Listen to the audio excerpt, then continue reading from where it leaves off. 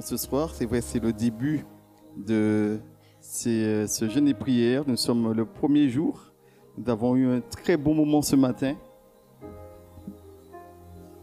Et nous n'avons pas vu l'heure passer parce que c'était un moment très riche en enseignement, mais aussi riche parce qu'on a pu faire un bon moment de partage. Nous avons pu voir qu'en fait, il est bon pour nous de pouvoir analyser toutes choses et en tirer des vérités pour nous et comment faire pour rester dans l'axe de la volonté de Dieu. Ce soir, nous allons voir ensemble, nous sommes dans ce thème, merci, c'est sur le bureau, pour la diapo, être dans le repos de Dieu. Être dans le repos de Dieu. Alors, nous commençons notre premier jour de jeûne et de prière, donc du jeudi jusqu'au dimanche. Donc, ce soir, nous étions là ce matin de 9h à 13h. Ce soir, nous continuons de 19h à 20h30. Demain matin, vendredi matin, et nous allons aussi continuer pour ce qui est de dimanche matin pour le culte ensemble. Alors, notez bien ceci, pour le jeûne, chacun, on est libre de faire le jeûne justement à notre niveau. C'est-à-dire que le jeûne qui est recommandé que je vais faire, et s'il y a de ceux qui peuvent le faire aussi, c'est un jeûne total. C'est-à-dire que c'est uniquement de l'eau. À partir d'aujourd'hui jusqu'à dimanche, c'est uniquement de l'eau qu'on peut boire. Il est important de boire de l'eau parce que c'est pour les reins. Mais ce jeûne, on peut parler de jeûne total. On peut parler aussi d'un jeûne diète. On peut parler de Daniel qui a fait un jeûne de légumes en fait. Il n'y avait pas de viande, mais il y avait des légumes. Donc on peut manger des fruits de la journée et particulièrement à une certaine heure, passer la journée. Et d'autres peuvent le faire un jeûne, ce qu'on appelle un jeûne partiel. Le jeûne partiel qui consiste justement à se préserver de nourriture durant toute la journée et le soir, 20 heures après le moment de soir, par exemple, en rentrant à la maison, on peut prendre un repas qui soit assez léger pour prier. Alors pourquoi l'on jeûne? Parce qu'on veut chercher la présence de Dieu. Ce n'est pas le but n'est pas de pouvoir mettre une pression sur Dieu, non, loin de là, mais c'est plutôt nous préparer à écouter Dieu, parce que Dieu parle tantôt d'une manière et d'une autre. Et durant ce temps, le Seigneur m'a mis à cœur de pouvoir préparer une série d'enseignements sur le fait d'être en repos, parce que il y a tout. Je ne sais pas si vous êtes d'accord avec moi, mais il y a tant de choses qui sont là pour nous prendre notre joie, pour prendre notre paix, pour attirer, pour prendre même notre attention au point de nous conduire dans l'anxiété, le stress et même dans les maladies, parce que les maladies, le stress engendre des maladies. Et on voit que avec le climat social en ce moment, tout est fait pour que nous ne puissions pas rester en paix. Mais le Seigneur nous invite à faire une chose précise. Et c'est une chose très importante, nous devrions rester et demeurer en paix. Être dans le repos. Dieu nous invite à entrer dans son repos. Être dans le repos de Dieu. Être tranquille, être dans le calme. Je voudrais que, c'est la diapo suivante, nous allons voir, je voudrais vous présenter un petit peu le plan que nous aurons à partir de ce soir, à partir de demain soir, samedi soir et aussi dimanche matin. Le premier jour, nous allons voir Israël dans le repos. C'est ce que nous allons voir ce soir. Israël dans le repos. Parce que Dieu appelle son peuple à rester dans le calme et la confiance, dans le repos. Nous allons voir demain soir, Dieu voulant, l'Église dans le repos. Israël était le peuple choisi de Dieu, mais le peuple de Dieu dans le Nouveau Testament et encore une nouvelle dispensation qui est la grâce, l'Église doit être en repos. Dans le repos, non pas en repos, ne rien faire, nous allons le voir tout à l'heure, mais elle doit être dans le repos de Dieu. Il doit entrer, et Dieu nous invite à entrer dans le repos de Dieu. Et nous allons voir le troisième, notamment samedi soir, Dieu voulant, la famille dans le repos. Parce que nous pouvons avoir nos enfants, un mari, une personne de notre famille qui n'est pas au Seigneur, et à cause de cela, on peut très bien ne pas être tranquille, ne pas être dans le repos, ne pas être vraiment en paix. Mais Dieu nous invite à entrer dans le repos. Et dimanche, Dieu voulant, ce sera justement le dernier moment. Je pense que le meilleur, c'est toujours pour la fin. Nous allons voir mon âme dans le repos. Autrement dit, mon âme entre dans le repos de Dieu. Et cela est valable pour chacun d'entre nous. Et nous allons nous préparer parce que nous voulons, dans ce temps de jeûne et de prière, dire Seigneur, nous sommes limités. Seigneur, nous avons besoin de ta grâce. Mais Seigneur, nous voulons vraiment ne pas prendre des décisions sans toi. Nous voulions vraiment que tu sois en avant.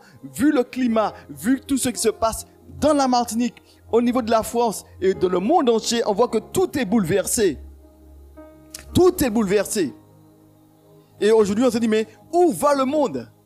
Mais le chrétien doit, lui, être dans le repos de Dieu. Il ne doit pas être inquiet. Il ne doit pas être stressé. Il ne doit pas être dans vraiment l'anxiété, mais il doit être dans la paix. Quelqu'un dira, mais comment être en repos alors que tout est bouleversé? Comment être en repos alors que tout est bouleversé? On voit des voitures brûlées. On voit la colère qui augmente, le climat social qui se gâte. C'est la lutte contre la vie chère. Et tu parles, pasteur, d'être en repos. Comment est-ce possible? Alors, j'aimerais te donner une parole de Dieu. C'est la diapo suivante, une parole de Dieu pour toi. Je t'invite justement à ouvrir ta Bible. Nous allons lire dans Ésaïe au chapitre 30, verset 15. C'est un verset que tu devras apprendre et garder précieusement. Durant tout ce temps de jeûne et de prière, tu dois le garder ce verset parce que c'est un verset que le Seigneur te donne pour que tu puisses affronter les situations difficiles qui sont déjà là, mais aussi qui vont venir. Parce que, je voudrais rassurer quelqu'un, les choses ne seront pas meilleures demain. Les choses iront de pire en pire. Pourquoi? Parce que nous sommes dans ce temps où les hommes refusent Dieu. Alors, le verset, une parole de Dieu pour nous, enfants de Dieu, une parole pour toi en ce matin, en ce soir. Ésaïe 30, verset 15. Il dit ceci, car ainsi a parlé le Seigneur, l'Éternel, le Saint d'Israël. Et ça, c'est une parole pour toi. Il dit ceci, c'est dans la tranquillité et le repos que sera votre salut. C'est dans la tranquillité et le repos que sera votre salut. Et c'est dans le calme et la confiance que sera votre force. Est-ce que vous pouvez reprendre ce verset avec moi? C'est dans la tranquillité et le repos que sera votre salut. Et c'est dans le calme et la confiance que sera votre force. Le Seigneur te dit simplement, en ce soir, et à partir de ce soir, jusqu'à dimanche, entre dans mon repos. Est-ce que tu peux dire à ton voisin, entre dans mon repos? Dis-lui plus fort avec une joie. Entre dans le repos de Dieu. Entre dans le repos de Dieu. Le repos de l'homme consiste à jouir de la communion avec Dieu. Et je crois que cette communion passe par la prière, passe par l'intercession. Et plus nous allons prendre du temps avec le Seigneur, plus nous pourrons être en communion avec lui. Et plus nous pourrons, au sein même des situations difficiles, demeurer dans le repos. Dans le repos de Dieu. Dieu t'invite à entrer dans son repos. Je ne sais pas ce qui t'agite. Je ne sais pas si c'est vraiment les actualités, tout ce qu'on peut trouver, tous les événements en ce moment, merci. Mais le Seigneur te dit, entre dans mon repos. Tu es peut-être agité à cause d'un enfant. Tu peux être agité à cause d'un travail. Tu peux être agité à cause de je ne sais trop quoi. Tu as des demandes. Tu as peut-être pour le mariage. Tu as peut-être à cause de ta santé. Tu es agité. Le Seigneur te dit en ce soir, entre dans mon repos. nous l'avons chanté, le chantème, c'est que Dieu est au contrôle. Il est au contrôle de tout. C'est dans le calme et la confiance que sera votre force. C'est dans la tranquillité et le repos que sera votre salut. Il y a une vérité que je dois souligner avant d'aller plus loin, qui est la suivante. Le repos, eh bien, est une chose que Dieu nous avait déjà donnée dès le début de la création. C'est en fait que nous avons perdu ce repos. Ce repos qui est en Dieu, nous l'avons perdu. À cause de quoi? À cause du péché. Nous avons perdu. Avant le péché, l'homme jouissait de la tranquillité. Il était en paix et il avait l'amour dont il avait besoin. Et tout était parfait. Il s'occupait du jardin et rien d'autre. Tout allait bien et j'imagine que dans ce jardin, il n'y avait pas d'herbe qui poussait plus que d'autres. On n'a même pas besoin de tondeuse. Parce que tout était bien et tout était rangé parce que notre Dieu est un Dieu d'ordre. Et la Bible nous dit que tout était parfait. Il n'y avait pas l'homme, il était dans le jardin, il devait simplement gérer plutôt cela. Mais quand tu gères, tu ne t'occupes pas justement des travaux vraiment. Mais tu arranges les choses. Tu vérifies que tout est en ordre. Mais depuis que l'homme a péché, depuis que le péché est entré dans le monde, l'homme a perdu le repos. Parce que la Bible nous dit que pour l'homme, il devra travailler à la sueur de son front. La terre, il devra vraiment travailler vraiment. Et là, lui qui devait manger naturellement, facilement, il s'aperçoit que les choses ont changé. Il doit travailler, il aura un dur labeur. Ce qui devait être facile est devenu compliqué. La femme, pour autant que le péché est entré dans le monde, elle accouche avec beaucoup de souffrance. Ce qui devait être comme une lettre à la poste est devenu très compliqué. Pourquoi? Parce que le péché étant entré dans le monde, la femme va connaître la douleur, la souffrance.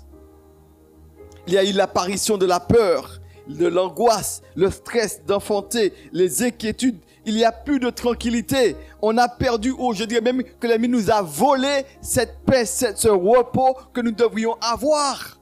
Et ce repos, cette paix, consiste essentiellement d'être dans la présence de Dieu. Et cette présence a été coupée à cause du péché. Depuis le péché dans le monde, tout est en décadence. Et l'homme tue l'homme. L'homme envie, il y a l'envie, il y a le pouvoir, l'argent pousse les uns à détruire les autres. Et c'est une course vers la première place. Et depuis, les hommes sont engagés dans le fait de l'un qui veut dominer l'autre. Et depuis le péché, il n'y a plus de tranquillité, il n'y a plus de paix avec Dieu et avec eux-mêmes. La terre elle-même, elle connaît plus de repos parce que il y a des guerres et des bruits de guerre. La terre, elle est remplie de constamment et de situations difficiles.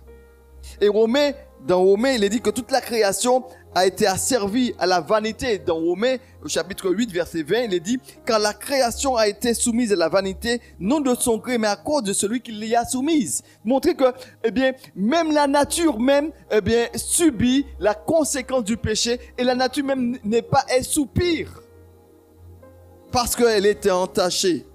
Le péché nous a enlevé la paix, notre tranquillité et notre repos. Alors quand on parle le mot repos, si l'on devait donner une définition, on pourrait trouver ceci. Repos, ou encore reposer, qui veut dire simplement cessation de l'activité. Cessation de l'activité. C'est l'état de celui qui a terminé un travail ou qui est mort. Cessation de l'activité. Et c'est aussi une expression que l'on connaît pour, quand on est fatigué, on va dire qu'on va se reposer. C'est le délassement, si on peut dire ça comme ça. On est fatigué, on va se reposer. Mais ce terme a une signification, un sens particulier dans la Bible. Parce que le repos de l'homme consiste à jouir de la communion avec Dieu. Et d'observer ses commandements. Donc le mot, et on voit que dans la Bible, très tôt, eh bien, le mot repos apparaît. Dès la Genèse, le commencement de tout. Souvenez-vous, dans Genèse chapitre 2, regardez avec moi ce qu'il est dit. Genèse chapitre 2, verset 2. Ainsi furent achevés les cieux et la terre et toute leur armée. Dieu acheva au 7e jour son œuvre qu'il avait faite et il se reposa au 7e jour de toute son œuvre qu'il avait faite. Dieu bénit le 7e jour et le sanctifia parce qu'en ce jour, il se reposa de toute son œuvre qu'il avait créée en la faisant. Et on voit ici le repos. Mais est-ce que Dieu était fatigué pour se reposer? Non. Mais Dieu a institué justement un fonctionnement pour l'homme et aussi pour, on va le voir plus tard pour Israël, pour qu'il devait se reposer. Et le repos est nécessaire. Je voudrais que nous puissions voir ce soir, merci pour la diapo, ce soir le premier point ensemble, Israël dans le repos. Israël dans le repos. Et nous allons voir que Dieu nous invite justement à entrer dans ce repos. Mais nous allons voir dans l'histoire qu'Israël a été dans le repos et a besoin du repos, comme nous aussi nous avons besoin du repos. Dans le monde qui est troublé, quand l'homme il a péché, il a perdu cette tranquillité. On s'aperçoit d'une réalité, c'est qu'en fait, quand Dieu appelle l'homme, appelle Dieu à son peuple qu'il a choisi, un peuple qu'il a choisi en Israël, au repos, il prend soin de lui dire. Il lui donne un jour à lui, mais aussi aux animaux, un jour de repos. On peut parler de ce mot qu'on va trouver en hébreu qui veut dire sabbat. Le sabbat, c'est le repos. Et tous les 7 ans, le cultivateur israélite jouit d'une année sabbatique. Sabbatique qui veut dire sabbat, qui veut dire la 7e année, c'est une année de repos. Et Dieu a conduit le peuple qu'il a choisi, notamment Israël, à entrer dans ce repos. Parce qu'il est bon et à l'image de ce qu'il a fait, il a travaillé il a formé le ciel et la terre pendant 6 jours, mais le 7e jour, il s'est reposé. Non pas qu'il était fatigué, mais surtout pour enseigner à l'homme qu'il a besoin aussi de travailler, mais aussi de se reposer. Il faut le repos. Israël a besoin du repos. Et Dieu va lui dire, mais écoute, dans mon enseignement que je te donne, tu dois respecter cela, travailler c'est vrai, mais te reposer. Et ce jour était un jour particulier où il pouvait aussi adorer son Dieu. Alors j'aimerais dire à une personne, il est bon de travailler, mais il est bon aussi de se reposer. Quelqu'un a dit ceci, une vérité que je souligne, et c'est un frère qui m'a donné cette parole, m'a dit, écoute, il est bon de pouvoir travailler, mais fais attention à la fatigue. La fatigue peut être dans ta vie un ennemi. Si tu travailles trop, tu peux aussi tomber en défaillance. L'ennemi peut utiliser, la fatigue peut être un ennemi dans ta vie. Si maintenant tu ne te reposes pas correctement, alors pour certaines choses, il faut travailler, mais il faut aussi se reposer. Et Dieu nous invite à pouvoir nous reposer. Et cela, c'était pour Israël. Entrer, et bien notamment le sabbat. Alors, quelqu'un m'a dit, mais est-ce que le sabbat, c'est pour nous aujourd'hui? Je me dis que le fait de se reposer, oui, c'est pour nous, parce qu'il faut travailler, mais il faut se reposer. Mais le sabbat, est-ce qu'il faut le pratiquer comme le pratiquait Israël? Je vais dire non, pourquoi? Parce que il faut comprendre que Israël était le peuple choisi de Dieu, et il devait faire des choses précises. Parce que Israël devait, par exemple, quand il respectait le sabbat, il ne fallait pas faire 1 kilomètre, par exemple. Il ne faut pas se dépasser plus de kilomètres. Il y avait des choses à faire, il y a des choses à ne pas faire. Eh bien, aujourd'hui, on voit que nous ne sommes plus sur la loi, nous sommes sur la grâce. Mais néanmoins, cette notion de repos, après avoir travaillé, de se reposer, c'est important pour toi et moi. Il faut pouvoir entrer dans le repos, c'est aussi une cessation d'activité et aussi entrer dans ce repos que Dieu nous donne. Israël dans le repos. Quelqu'un a dit, on se repose que lorsqu'on est fatigué. Alors j'ai envie de dire à une personne ce matin, encore ce soir, n'attends pas d'être fatigué pour te reposer. Parce que ton corps, et souvent, quand ton corps te demande de la fatigue, tu dis non. Tu restes encore là parce que le feuilleton n'est pas encore fini, il faut marcher. Mais si tu lis ta Bible, maman vous a dormi longtemps. Dieu dit comme lui, après avoir créé le ciel et la terre, il donne l'exemple, après 6 jours de travail, le 7e jour est un jour de repos. Mais il y a pour Israël donc le repos qui est un besoin de pouvoir s'arrêter quand on a travaillé, de pouvoir s'arrêter. Mais Dieu va dire ceci pour Israël, Dieu lui a donné le repos qui était un lieu. Souvenez-vous que de ceci, et notamment avec Moïse. Moïse, il a connu une chose précise quand il était avec le peuple d'Israël. Moïse, Dieu a envoyé Moïse où? Eh bien, en Égypte. En Égypte, le peuple d'Israël était sous un esclavage. Le peuple d'Israël était soumis, eh bien, aux Égyptiens et il criait à Dieu.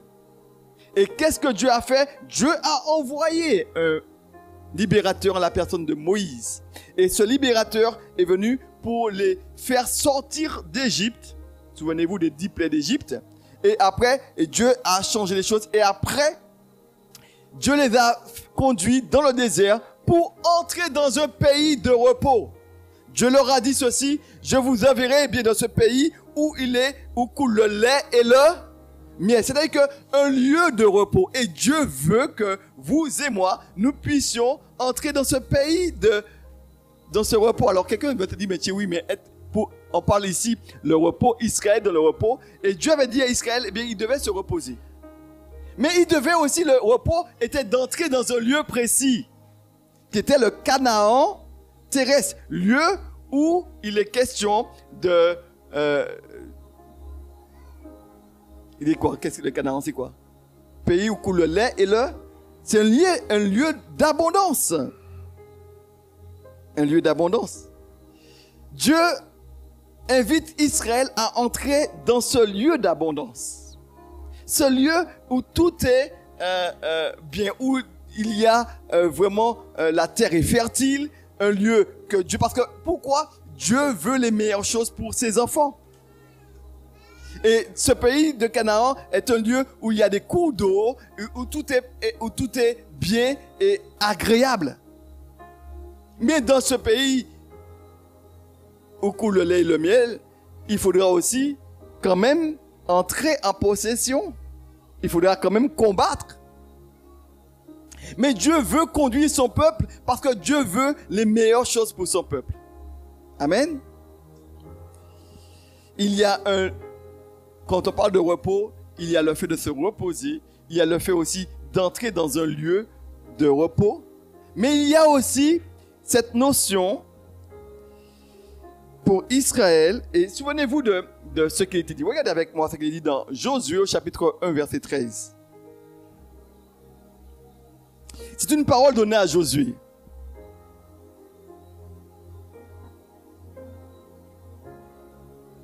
Et Dieu a fait une promesse à Israël. Je vais te conduire dans un lieu de repos. Et c'est une belle image pour nous encore aujourd'hui. Parce que Dieu veut nous conduire aussi dans le repos. J'aimerais dire à une personne, quand tu es sous un esclavage, quand tu es dans une souffrance, Dieu veut t'enlever de là pour t'amener dans un lieu qui est meilleur. Et Israël, Dieu a vu la souffrance en Égypte et l'a conduit dans le pays de Canaan. De Canaan terrestre. Alors il dit ceci à Josué chapitre 1 verset 13. Rappelez-vous ce que vous a prescrit Moïse, serviteur de l'Éternel. Quand il a dit, l'Éternel votre Dieu vous a accordé du repos et vous a donné ce pays. Pour dire que Dieu a tenu sa promesse. Dieu a conduit le peuple dans un pays où il y avait, où coule vraiment le lait et le miel. Et en fait, il y a un lieu de bénédiction, un lieu de sécurité, un lieu où en fait, il pouvait jouir pleinement de la fertilité du sol et aussi d'un lieu de sécurité. Dieu a conduit. Et quand Dieu invite le peuple à le suivre, il sait conduire aussi le peuple dans un lieu de repos. Alors, quelqu'un de dire ce soir, est-ce que j'ai un lieu de repos? Est-ce que j'ai un petit repos? Dieu est celui qui conduit Israël dans le repos, qui a un besoin de se reposer dans un lieu de repos. Donc, c'est un lieu où il pourrait se sentir en sécurité parce qu'il était sous l'esclavage. Et pour Israël, le repos devait être aussi un état continuel. Je voudrais m'arrêter quelques instants sur cette vérité. Un état continuel. Ça veut dire qu'en fait, il devait être toujours tranquille. Israël devait être toujours tranquille. Qu'importe les situations qu'il rencontrait, il devait toujours être tranquille. Pourquoi?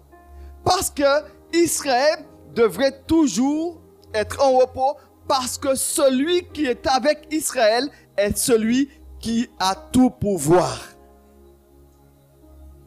Alléluia. Il a tout pouvoir.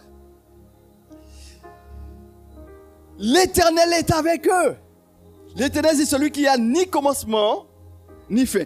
Celui qui est, c'est un verbe d'état. Et si Dieu est avec toi, jamais, il a dit au peuple d'Israël, je suis celui qui est. C'est un verbe d'état. Le verbe être est un verbe d'état. Il est. Et s'il est, il sera toujours.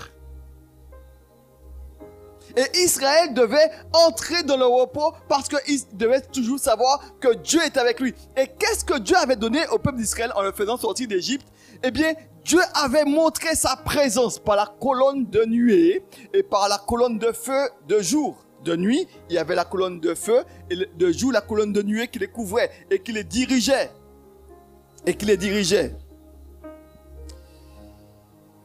Israël devait être en repos et devait avoir cet état continuel d'être en repos parce que il y a un Dieu qui a tout pouvoir qui est avec eux. Souvenez-vous de la mer Rouge. Quand Israël était devant la mer Rouge, qu'est-ce qui s'est produit? Israël devant la mer Rouge, eh bien il y avait la mer qui était devant eux et les Égyptiens derrière. Et ils ont crié à Dieu. Mais Dieu est celui qui conduit. Parce que si Dieu conduit, eh bien, il est capable d'ouvrir des chemins là où il n'y a jamais eu de chemin. Pas d'amener cela? Dieu est capable parce que je peux être au repos parce que quand devant moi, j'ai l'impression qu'il y a un mur, que tout est bloqué, je sais que, Seigneur, tu es capable de créer un chemin là où il n'y a jamais eu de chemin. Il n'y a pas d'amener cela? C'est une réalité. Mais si je suis confiant, je ne sais pas comment tu vas faire, Seigneur, mais tu vas ouvrir un chemin devant moi parce que pourquoi? Je sais, je suis en repos. Et quand je vois que tout est bloqué, qu'est-ce que je devrais faire? Seigneur, chercher un petit verre, demander à Béatrice quelques glaçons et puis mettre un petit sirop de menthe ou encore de grenadine. Et puis se dire, mais je ne sais pas, mais je suis tranquille. Je suis en repos. Pourquoi? Parce que je sais que celui en qui j'ai mis ma confiance, eh bien, il est au contrôle de toutes choses. Et Israël, eh bien, il devait justement être en repos parce que Dieu était présent parmi eux et ça devait le conduire à être toujours tranquille. Toujours tranquille. Israël devait toujours être tranquille. Pourquoi? Parce qu'ils savaient que Dieu est avec eux et Dieu ne perd dans aucun combat. Dans tous les combats, il a toujours donné la victoire. Et si ce Dieu est avec toi, tu es quoi? Au repos. Tu es au repos, pourquoi? Parce que devant l'ennemi, ce n'est pas toi qui combat, mais c'est lui qui combat pour toi. Et lui, il ne perd jamais. Et de ce fait, je suis tranquille. L'ennemi, tu peux avoir justement tout ce qu'il faut. tu peux avoir le nombre de personnes qu'il faut, tu peux être plus nombreux que moi, mais moi je suis tranquille parce que je sais que ce n'est pas moi qui combat, mais c'est Dieu qui combat pour moi. Être au repos. Et dans la Bible, on peut voir que plusieurs fois Israël s'est retrouvé notamment avec Ézéchias, souvenez-vous, avec Sennacherib. Ils étaient venus pour engloutir, il y avait le rouleau compresseur qui était Babylone, qui venait pour les détruire. Et qu'est-ce qui s'est produit? Il y avait Sennacherib avec l'Ammonite. Ils se sont moqués d'Ézéchias. Mais qui était avec Ézéchias? C'était Dieu. Et quand Ézéchias a entendu la lettre l'amener pour le serviteur de Dieu, ils ont prié. La Bible nous dit que cet homme-là, le peuple de Babylone, ils n'ont même pas mis le pied. Parce que quand Dieu combat pour toi, eh bien la victoire est assurée. Et tu peux être tranquille. Quelqu'un devait dire encore ce soir amen à cela. Qu'importe la situation, qu'importe l'ennemi qui peut se présenter devant toi, personne n'est plus grand que mon Dieu. Il est au contrôle de toutes choses. Israël a vu que Dieu ne perd jamais dans les combats. Il est au contrôle de toutes choses. Ce qui est impossible aux hommes est possible à Dieu. Rien ni personne ne peut lui résister. Souvenez-vous de Jéricho. Cette ville qui est imprenable. Cette ville qui est vraiment une forteresse. Les hommes ne peuvent rien faire pour. Mais Dieu, quand c'est Dieu qui combat pour nous, eh bien nous pouvons être tranquilles. Parce que il réussit toujours. Et Dieu est celui qui combat. Le Dieu de l'impossible, c'est celui qui est au contrôle de toutes choses. C'est lui que nous servons. Et quand nous avons comme Dieu, quand Israël a comme Dieu, il devait être dans un repos continuel parce qu'il devait toujours se rappeler que Dieu est au contrôle de toutes choses. Ce qui est impossible, Dieu a fait tomber les murs de Jéricho. J'aimerais dire à une personne que Dieu est capable de faire tomber les murs de Jéricho dans ta vie. Rappelle-toi qu'Israël devait être dans un état continuel de repos. Pourquoi? Parce que Dieu ne perd jamais dans les combats. Il est au contrôle de toutes choses. Et surtout, il prend soin de toi. Et Israël devait savoir que Dieu prenait soin de lui. Parce que Israël pouvait être dans un état de repos parce que dans ses besoins. Et Israël s'est souvent retrouvé dans certains besoins. Il n'avait pas, souvenez-vous, dans le désert, là où tout est sec, Dieu leur a donné de la nourriture. Dieu leur a donné de l'eau à boire. Mais bien aimé, je ne sais pas si vous réalisez, Dieu a fait sortir de l'eau d'une pierre. Avez-vous jamais essayé d'essayer de faire sortir un peu d'eau dans une branche déjà? Et là, il peut avoir un peu d'eau. Mais dans une pierre, dans une brique, est-ce que c'est possible? Non, mais pour dire que le Dieu qui était avec Israël, eh bien, était ce Dieu de pouvoir qui était capable de faire sortir de l'eau d'une pierre.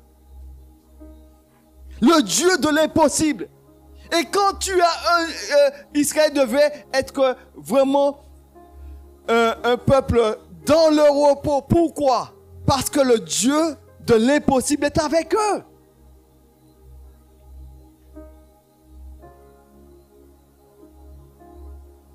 Le Dieu de l'impossible est avec eux. Le Dieu qui est capable de faire sortir de l'eau d'une pierre. Quand Israël, notamment on voit dans la vie d'Abraham par exemple, cet homme de Dieu, le père de la foi, qui était un homme où il était sur une montagne où Dieu lui a demandé d'offrir son fils en sacrifice et qu'il a obéi. Et il a dit ceci, il a dit que Dieu est celui qui pourvoit à tous mes besoins. C'est-à-dire que Yahvé Jireh, qui veut dire celui qui pourvoit à tous les besoins. Et il a dit, son fils qui lui a posé la question, mais papa, mais où est l'agneau? Il y a tout ce qu'il faut. Il y a le bois, il y a les allumettes, il y a tout. Et puis, les pierres sont là. Mais où est l'agneau? Et c'est la question qu'il ne fallait pas poser. Et il pose la question, mais où est l'agneau? Et le Père va lui dire ceci, Dieu pourvoira. Mon fils, Dieu pourvoira. Yahvé Jireh. Et Dieu, en effet, a pourvu. Quand Israël avait pour Dieu le Dieu qui pourvoit tous ses besoins. J'aimerais te dire ceci et te poser la question suivante et t'interpeller maintenant sur cette réalité. Est-ce que le Dieu d'Israël n'est pas notre Dieu aujourd'hui? Le peuple d'Israël était le peuple choisi de Dieu.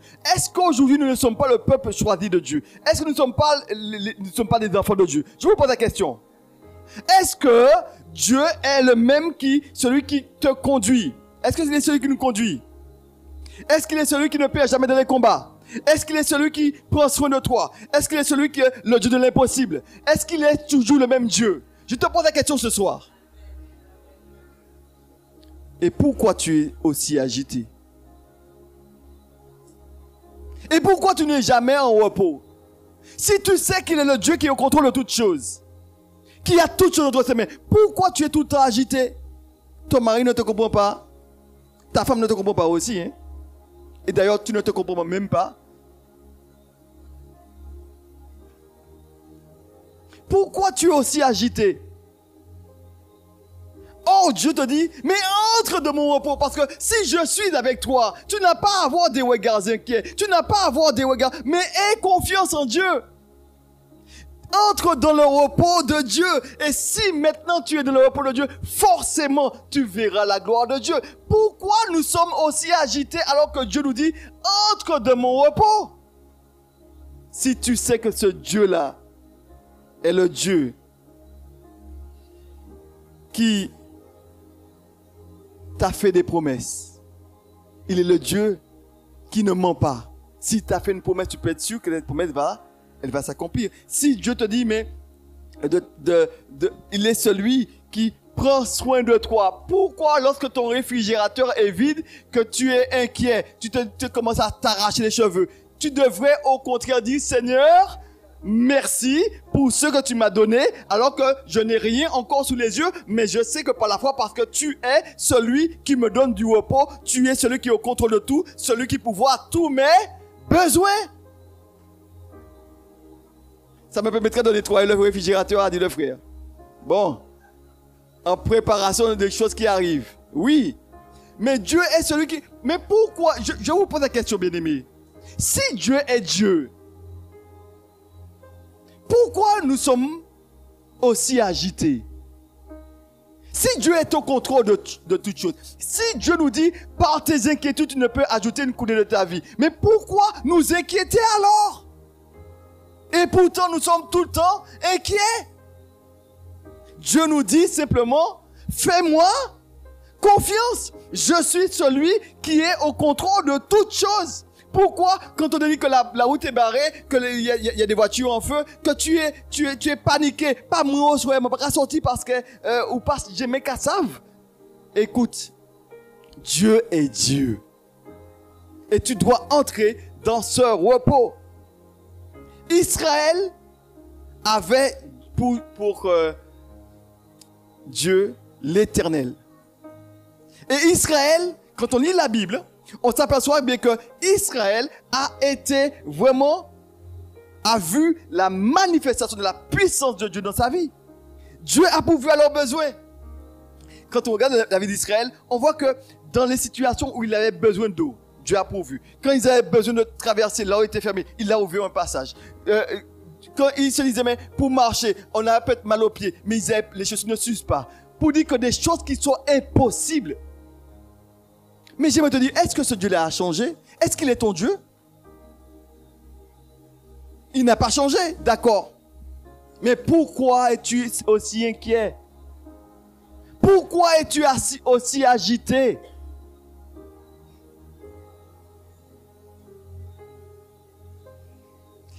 Malheureusement, si on sait qui est notre Dieu, on ne devrait pas. Le médecin peut t'annoncer les pires choses. Tu peux lui dire, médecin, c'est ça ou dit, mais c'est pas ça, bon Dieu dit. Parce que médecin, je te rappelle que c'est toi qui soignes, mais celui qui guérit, c'est Dieu. Mais tu dois le vivre. Mais tu dois entrer. Le Seigneur nous invite, bien-aimés, à comprendre. Et je pense que tu as bien compris ça ce soir. Dieu voudrait t'inviter à entrer dans le repos. C'est dans le calme et la confiance que sera votre force, la tranquillité et le repos que sera votre salut.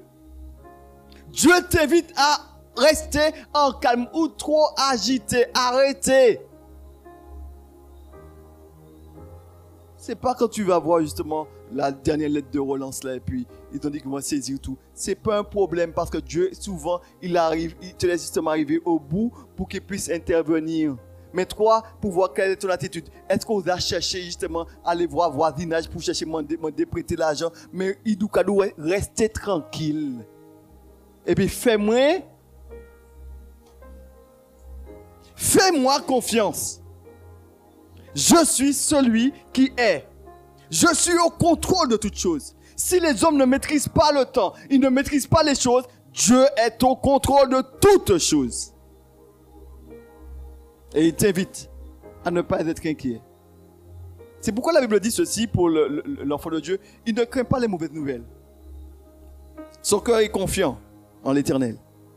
Il ne craint pas les mauvaises nouvelles. Pourquoi? Parce qu'il sait dépendre de Dieu. Ce soir, si Dieu a été le repos, a invité Israël à entrer dans le repos, il t'invite aussi ce soir à entrer dans le repos. Dans le voir demain qui dit clairement d'entrer dans le repos pour l'Église. Mais Israël devait être en repos parce qu'ils ont vu la main de Dieu dans leur vie. Je ne sais pas le nombre de fois que tu as vu Dieu agir pour toi. Combien de fois Dieu t'a guéri? Combien de fois Dieu a pourvu? Tu n'avais pas de quoi manger, Dieu a pourvu. Combien de fois que tu as crié à Dieu pour des finances, Dieu a béni. Combien de fois tu as demandé à Dieu de te relever pour une maladie, Dieu l'a fait. Combien de fois Dieu a agi pour toi dans les petites choses? Et pourtant, tu t'inquiètes toujours de la même manière. Dieu vient de faire quelque chose dans ta vie, comme le peuple d'Israël. Dieu vient de pouvoir tous les besoins et arriver dans et arriver dans le désert, il n'y a pas d'eau, et bien on se met encore à mur. Je pense que ça c'était pour Israël, c'est pas pour vous, hein? Vous murmurez pas, hein? Non, hein? On a un problème, bien-aimé. Mais le Seigneur nous dit ce soir, si tu sais ce que j'ai fait pour toi, entre dans le repos. Ne sois pas inquiet. Reste tranquille. Reste en paix. Nous allons maintenant prier. Nous allons demander au Seigneur une chose. Nous allons demander au Seigneur pardon. Pour toutes les fois nous nous sommes inquiétés à outre mesure. Où nous avons laissé l'ennemi nous voler notre paix et notre joie. Savoir que notre paix, notre joie ne doit pas dépendre des circonstances, mais elle est fondée en Dieu qui, lui, est au contrôle de toutes choses. Être dans la paix, entre dans la paix de Dieu. Nous allons prier. Nous allons demander au Seigneur justement sa grâce, parce que nous sommes là en temps de ce temps de jeûne et de prière pour chercher la face du Seigneur et dire, Seigneur, dans cette situation, nous voulons voir ta gloire. Alors nous allons faire une prière. Premièrement, nous allons demander au Seigneur, et ce sera une prière personnelle, Seigneur, pardonne-moi pour toutes les fois où je me suis inquiété et donne-moi de faire comme les disciples qui étaient dans la barque, qui étaient agités, qui ont dit ceci, augmente notre foi. Et tu peux dire, Seigneur, augmente ma foi et aide-moi, quand tout est bouleversé autour de moi, à rester dans le calme et la confiance, de la tranquillité et le repos. Donne-moi cela au Seigneur. Parce que les choses vont devenir de plus en plus difficiles et tu as besoin d'être dans le paix, dans la paix. Dans la paix et la tranquillité, dans le repos. Demande cela au Seigneur personnellement. Demande cela au Seigneur. Nous prions.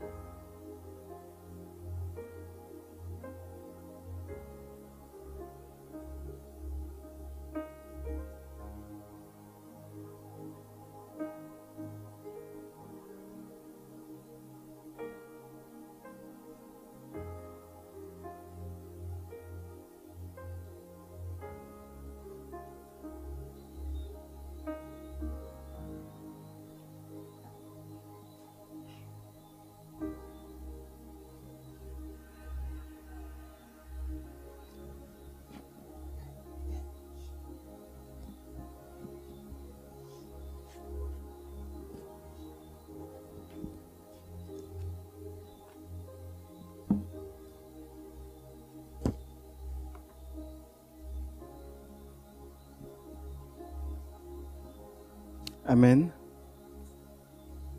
Nous allons nous mettre maintenant par deux et nous allons prier. Et c'est l'un qui va prier pour l'autre. Nous allons demander à Dieu ces deux sujets.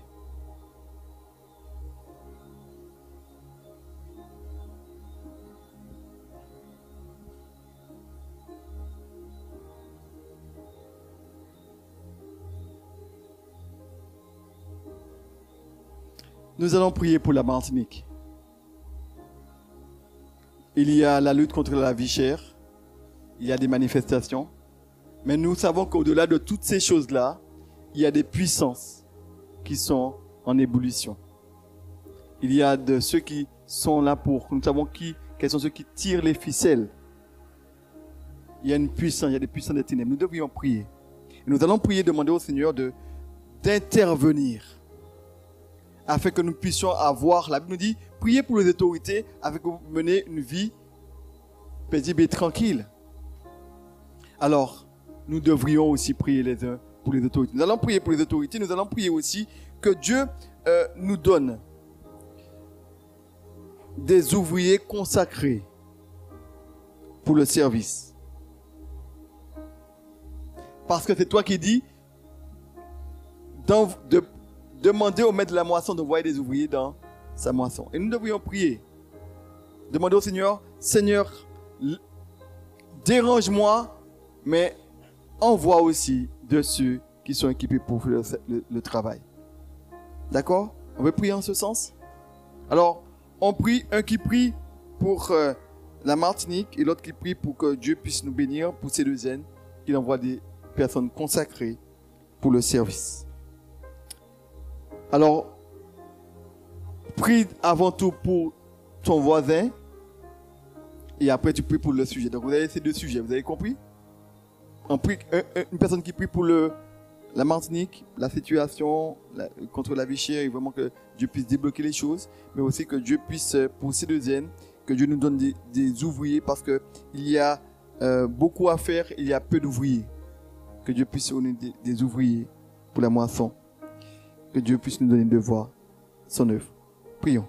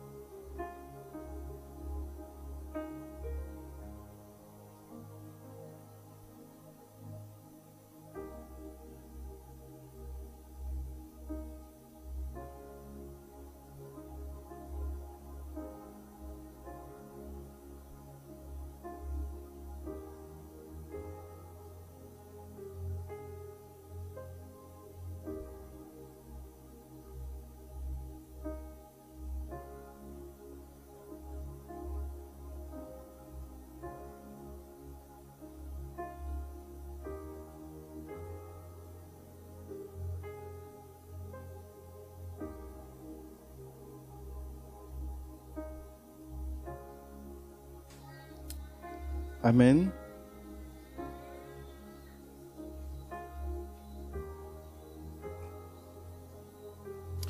Nous avons prié ce matin et nous allons prier encore demain matin pour ce sujet qui est le suivant. Que Dieu nous aide, nous donne de voir un changement en nous. Un changement qui enlève tout ce qui ne le glorifie pas dans nos vies. Nous avons parlé ce matin de Josué. Josué qui était avec Akan. Josué qui est devant Haï, qui a une grande défaite. À cause de quoi? À cause d'un Akan.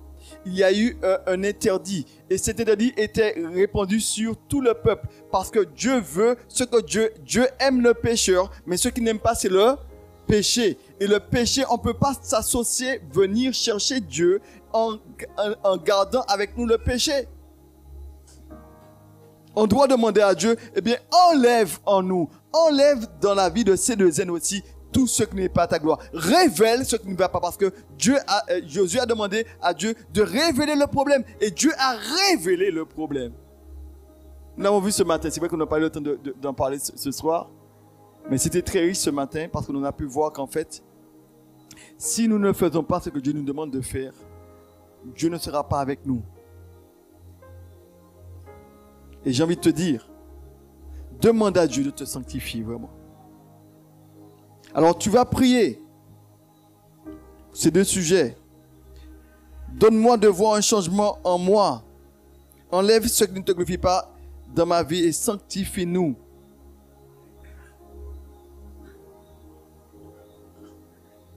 On peut dire, Seigneur, montre-nous ce qui ne te glorifie pas dans nos vies.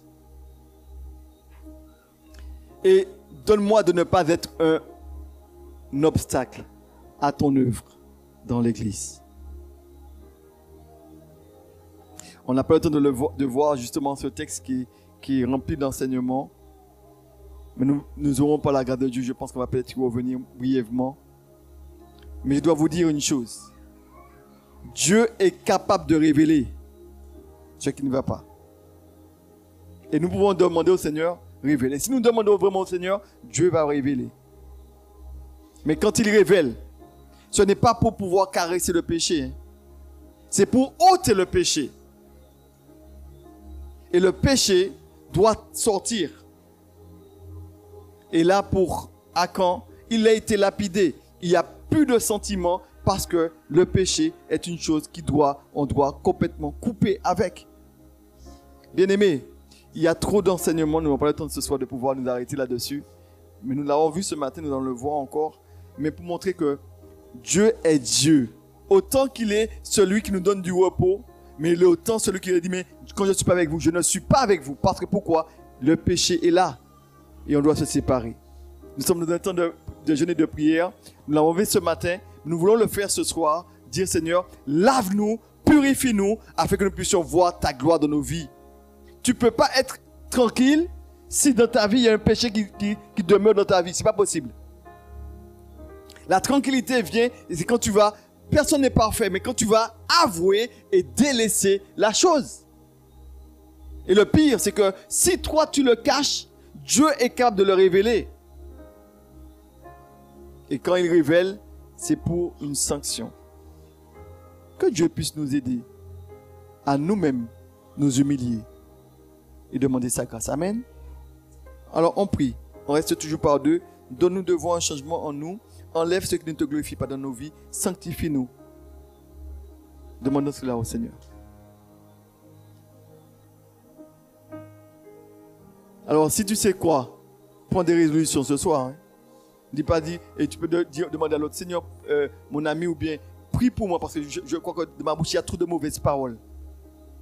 Prie parce que je suis trop orgueilleux. Et ça, je lutte avec ça. Je lutte avec la pornographie. Je lutte avec ceci. Seigneur, libère-moi de ça. Et tu peux demander à l'autre de prier pour toi. Parce que vous savez, bien-aimés, on a un Dieu qui est grand, qui est fort, qui est puissant. Mais c'est peut-être aussi un Dieu qui est redoutable. Prions.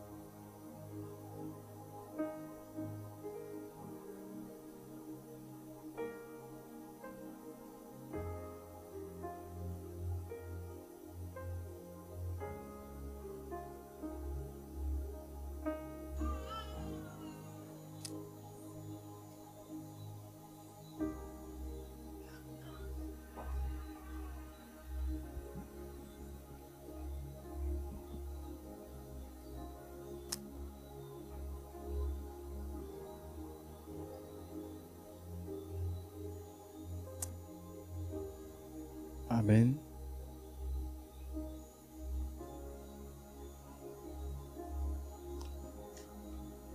Amen, amen. J'invite au groupe de louange de se rapprocher. Nous allons terminer avec le chantème. Et nous allons prier.